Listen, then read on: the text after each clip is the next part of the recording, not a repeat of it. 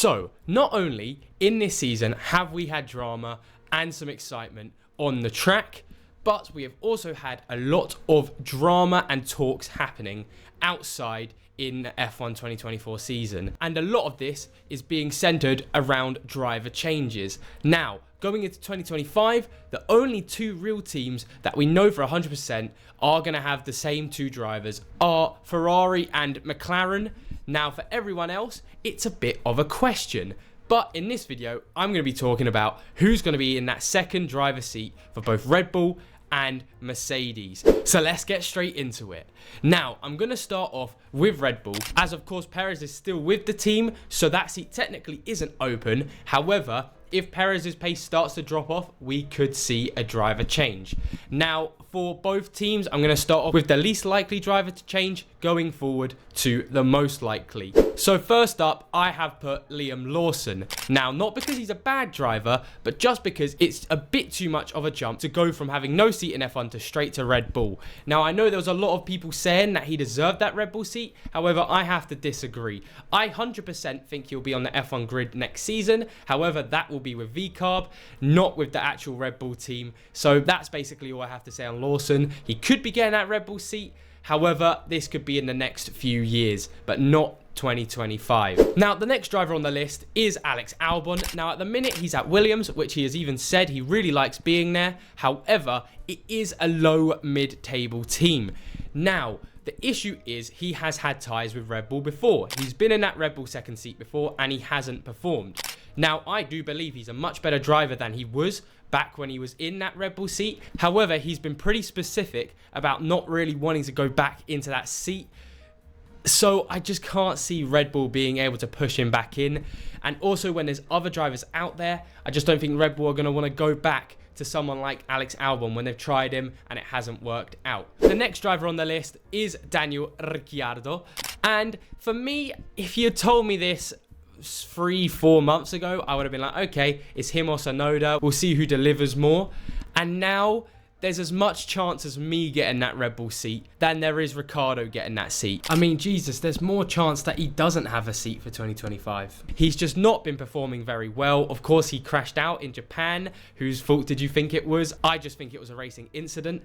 However, he's just not been performing well enough for Red Bull. And at his age, he needs to start pushing for the main team again. Otherwise, he's never going to get it. And I think this is his final year to prove what he can do. And he's just not doing it. Now, moving on to the first candidate I would actually say for me could be in that Red Bull is Fernando Alonso. Now, with Alonso, it's a little bit difficult because, of course, he's got that Aston Martin contract. However, if someone like Red Bull comes knocking, wanting you, especially with Alonso getting into the end years of his career, it would be hard to say no. And I think it would be great for an Alonso to come into a Red Bull team because he could push for his final championship, potentially getting that third one. Because Alonso, I know, could put up a bit of a fight against Verstappen. And with Alonso, because of his age, you'd only really get him on a 1 to 2 year contract, giving Tsunoda a bit more time, Lawson a bit more time to see what they can do, and then pushing for one of them in the seats. So I think it could be a good move for Alonso to go to Red Bull, and I could see it happening for 2025. Up next is actually the only driver on the list who actually is out of a contract. It's the only driver on the F1 grid at the minute out of a contract because he doesn't have one going into 2025. Technically, other drivers, you know, they don't either, but it's been confirmed that this driver is not going to be racing for them anymore, and that is Carlos Sainz. Now, we've seen over the years, Carlos Sainz has been consistent with Charles Leclerc. He's been able to beat him multiple times. He's got Ferrari the last 2 wins in this Verstappen-dominated era, and so far this season, he has been outperforming his teammate Charles Leclerc, who many would agree is potentially top 3 drivers in F1 at the minute, at least top 5. It's a very huge feat he's pulling off at the minute. So with Sainz, with him being out of a contract, I could easily see him going to Red Bull. Now, like Albon, he has had ties to Red Bull. However, that was so long ago and he actually never got up to the Red Bull main team. It doesn't really matter too much when we're talking about Sainz. And the difference between Sainz and quite a few of the other people in this list is that he does have the experience being in a top team where it's not that big of a jump into the unknown.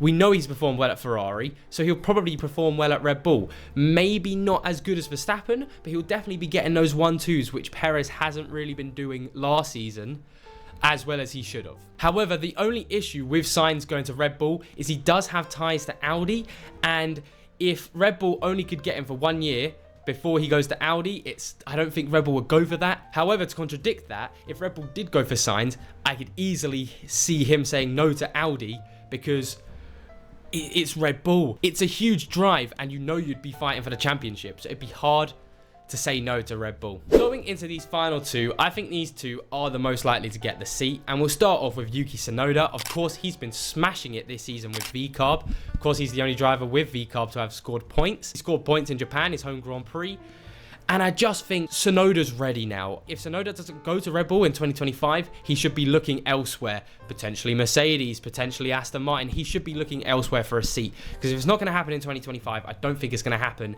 in the next 2-3 years, and that's just too long for him to wait when he's such a great driver. Now, the upside for Tsunoda is he actually is in the Red Bull family, and we know Red Bull do like putting their drivers over everyone else, which is why he does have an edge over Sainz and Alonso. However, we have seen, of course, with Perez, them taking another driver outside of the Red Bull family when they don't think someone's ready.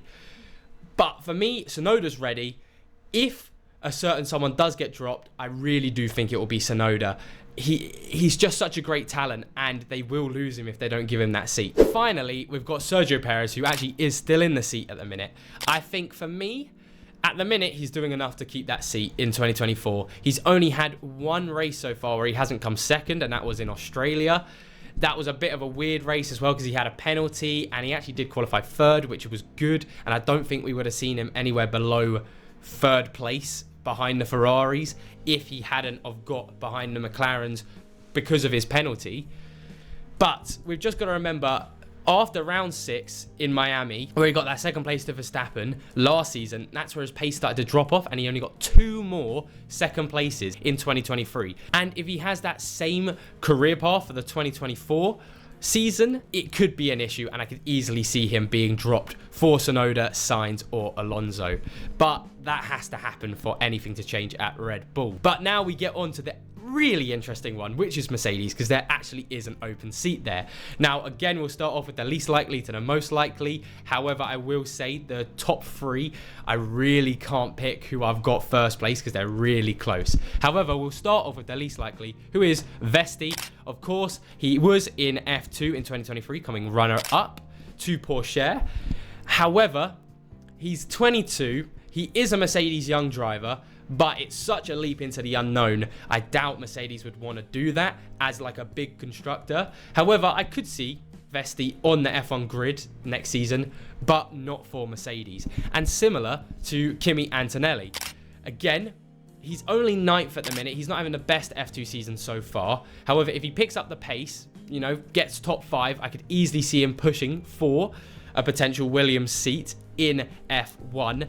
But that Mercedes drive is just too much of a jump just for these two. I can't see it happening. I think there is generally more chance that Toto Wolff goes, fuck it, I'm going in that seat, then one of those two gets the Mercedes seat next season. It's too much of a risk for them, especially where they are right now. But then we have quite an interesting name popping up for Mercedes, and that, of course, is Max Verstappen. Now, again, I don't think this is going to happen, but it is a possibility. Now, we know there's been issues at Red Bull, and if a few higher-ups at Red Bull do leave, it does open the possibility for Verstappen to leave Red Bull. Now, would he want to with that dominant car? Probably not. However, if he loses faith in the Red Bull project, it could happen. However, I doubt this is going to happen by 2025 when he's probably going to win the championship like 99% this season. So why would he move? And I know Toto Wolff has been bum-licking him a lot this season because he knows he has that second seat open. However, Verstappen to Mercedes, I just can't see it happening. Now, the first name to be on both of these lists, we go on to Fernando Alonso. And similar to the Red Bull situation, I could see him being that experienced driver who you know is good in a big team on a 1 to 2 year contract, while you have your younger drivers in different F1 seats getting experience. And with Alonso, there's no real risk. You know he's a great driver for what he's been doing at Aston Martin, so it would be a great move for Mercedes. However, in this case, sort of like Verstappen, Mercedes have to show Alonso why he would want to move. At the minute, it's kind of a side move for him. Aston Martin and Mercedes are in a fight at the minute for 4th in the Constructors, which Alonso is heavily carrying Aston Martin. So why would he move when at the minute he's beating both the Mercedes most of the time? So Mercedes would have to bring in upgrades that showed Alonso that they're going in the right path.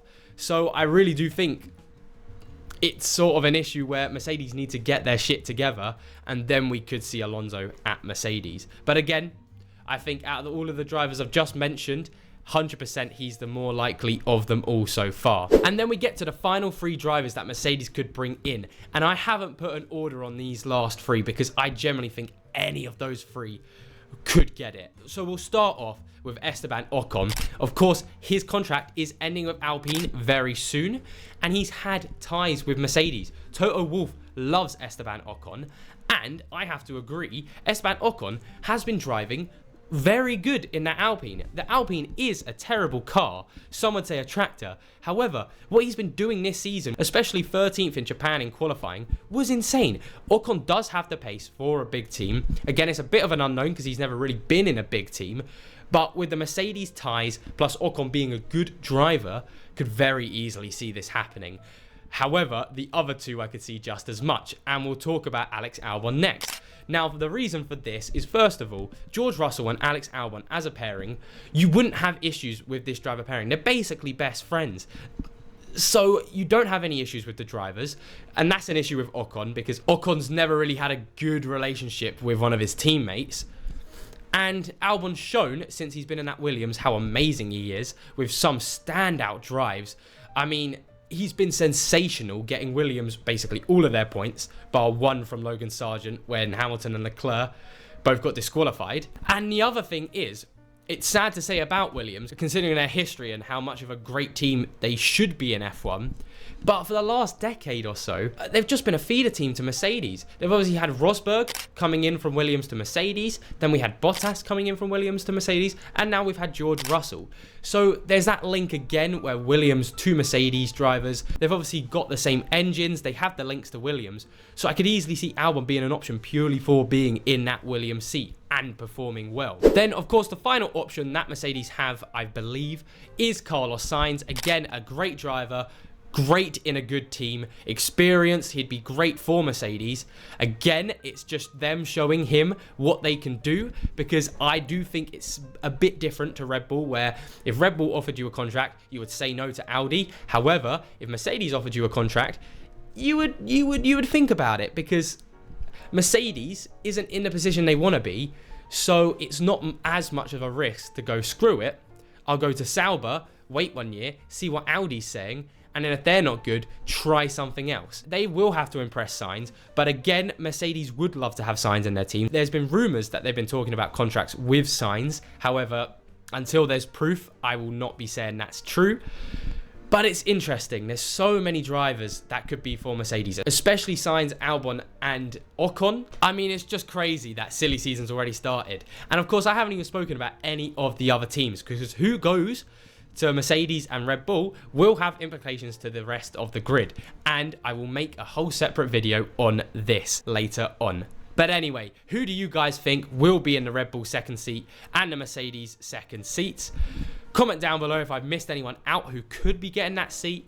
And most importantly, have a great day and have a great rest of your week. And I'll see you all for an F1 Fantasy video on Monday. Bye bye.